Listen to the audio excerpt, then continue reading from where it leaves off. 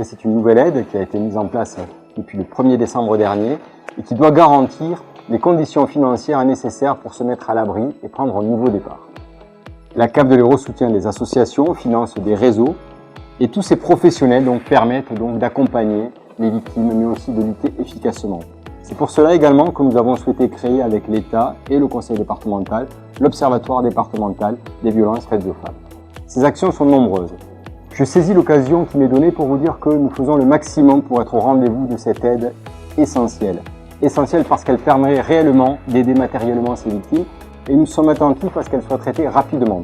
Aujourd'hui, à la CAF de l'Hérault, en moins de 2 jours, la demande est traitée et nous y tenons particulièrement. Toutes les équipes d'accueil sont sur le pont et resteront sur le pont. Nous savons que l'urgence est là, nous savons que les demandes sont nombreuses et nous l'avons constaté, notamment de par la rétroactivité de ces demandes. Et la CAF de l'Hérault, comme toujours, sera présente. Je me présente, je suis Morgane Sana, directrice des prestations à la CAF de l'Hérault et je suis aujourd'hui accompagnée de 2 experts, Rémi Ledosseur qui est responsable des accueils, notamment l'accueil de Celle-Neuve à Montpellier, et Thomas Genot, responsable des interventions sociales. Nous sommes aujourd'hui présents pour vous présenter le dispositif d'aide d'urgence aux victimes de violences conjugales. L'objectif est de vous présenter en détail de quoi il s'agit et les modalités de versement et d'accès à cette aide. Pour rappel, cette aide d'urgence est rentrée en vigueur suite à une loi promulguée le 28 février 2023 et l'aide d'urgence est, elle, entrée en vigueur à partir de la fin de l'année 2023 et plus précisément le 28 novembre. Nous allons donc commencer par la présentation de ce dispositif. Rémi, pouvez-vous nous indiquer concrètement à qui s'adresse cette aide ? Donc cette aide s'adresse à toute personne victime de violences conjugales, que ce soit une femme, un homme, qu'elle soit allocataire ou non allocataire, qu'il y ait des enfants à charge ou pas d'enfants à charge, et quelles que soient ses ressources. La notion de conjugale s'entend de façon large. En effet, la personne peut être en couple ou non en couple avec l'auteur des violences, qu'elle ait vécu ou non vécu avec la victime. Très bien, merci Rémi. Thomas, je me tourne vers vous. Est-ce que vous pouvez nous expliquer concrètement qu'est-ce que la CAF peut proposer en termes d'accompagnement sur le volet social par rapport à cette aide ?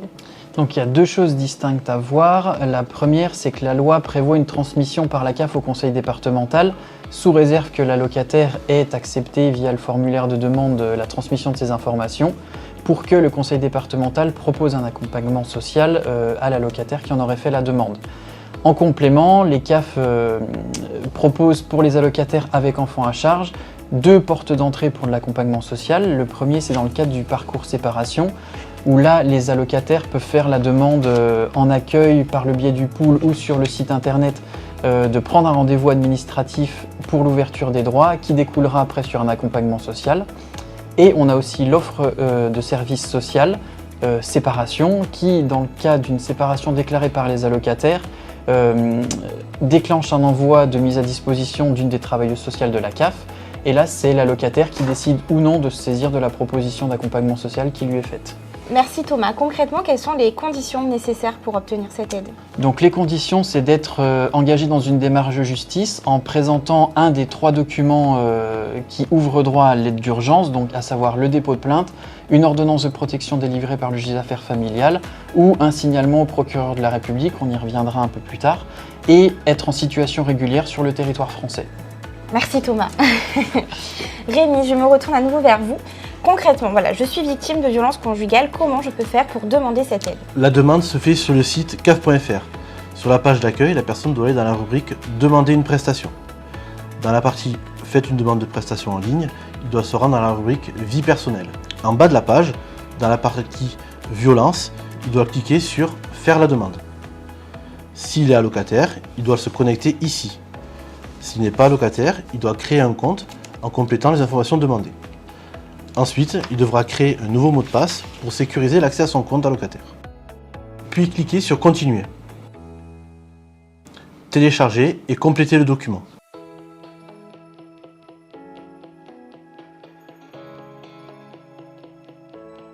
L'allocataire doit l'imprimer et le signer.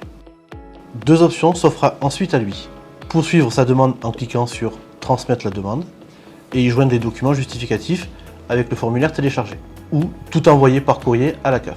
Merci Rémi. Donc concrètement, que la personne soit allocataire ou non, elle peut faire sa demande. Mais concrètement, en termes de sécurisation du processus, si demain la personne souhaite faire sa demande et qu'elle est allocataire et que son dossier est un dossier commun avec la personne qui commet les violences conjugales, quel dispositif avons-nous pour sécuriser cette demande ? Pas d'inquiétude, la personne peut tout de même faire la demande via son espace CAF.fr avec son numéro de sécurité sociale. Nos équipes étudient chaque demande qui arrive et si la personne est connue en couple, nous allons lui créer un nouveau dossier afin de sécuriser la demande. La personne peut venir nous voir dans un de nos points d'accueil, mais elle peut également demander un rendez-vous téléphonique avec le motif demande d'aide universelle d'urgence pour les victimes de violences conjugales sur le CAF.fr à la rubrique demander un rendez-vous. Très bien, merci Rémi. Thomas, je reviens vers vous. Tout à l'heure, vous nous parliez des pièces justificatives et vous nous indiquiez qu'il fallait qu'elles datent de moins de 12 mois. Pouvez-vous nous détailler davantage en quoi consistent ces pièces justificatives pour la demande ?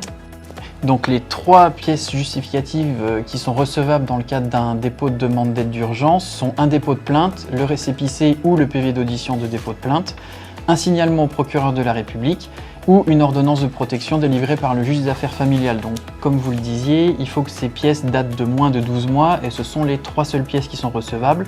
Aucune autre ne sera acceptée, y compris des mains courantes. Même en cas de faisceaux d'indices qui sont présents dans le cadre de cette main courante, la pièce ne sera pas retenue. Les procès-verbaux d'audition et les récépissés de dépôt de plainte produisent les mêmes effets, à condition que soit précisé dans ces 2 pièces l'aspect conjugal des violences. Par exemple, un dépôt de plainte pour violence sur enfant qui mentionne quand même des conflits entre les parents n'est pas recevable parce que l'aspect conjugal de la violence n'est pas décrit dans la pièce. D'accord, merci Thomas. Concrètement, dès que nous recevons la demande, nous la traitons entre 3 et 5 jours ouvrés. Il y a une différence entre les 3 et 5 jours. Concrètement, c'est 3 jours ouvrés à compter de la réception de la demande pour les demandeurs qui sont connus allocataires chez nous et 5 jours pour les personnes qui ne sont pas allocataires. Le délai court à compter de la réception de l'ensemble des pièces demandées justificatives et des renseignements nécessaires au traitement du dossier. Ce délai s'entend hors des délais bancaires. L'aide est versée en une seule fois dans son intégralité. Maintenant, si on veut connaître davantage concrètement les montants de cette aide, Rémi, je me tourne vers vous. Est-ce que vous pouvez nous détailler qu'est-ce qui rentre en compte dans le calcul du montant et comment il peut varier ? Donc le montant de l'aide, il va varier en fonction de 2 éléments, du nombre d'enfants à charge et des ressources mensuelles de la personne. Le montant va varier entre chaque personne. Son montant, il peut varier entre 240 € et 1 330 €.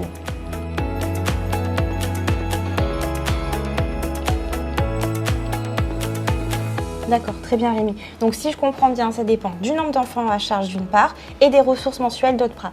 J'imagine également que pour les ressources mensuelles, c'est calculé en fonction d'un pourcentage proratisé par rapport au SMIC. Tout à fait. Pourcentage que vous pouvez retrouver sur le tableau. Effectivement, qui vous est présenté juste ici.